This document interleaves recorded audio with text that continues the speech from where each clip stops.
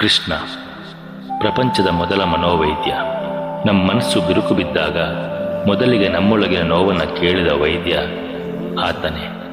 ಆ ನೋವಿಗೆ ಗೀತೆಯ ಒಂದು ಸಾಲಿ ಔಷಧಿಗಿಂತ ವೇಗವಾಗಿ ಕೆಲಸ ಮಾಡುತ್ತೆ.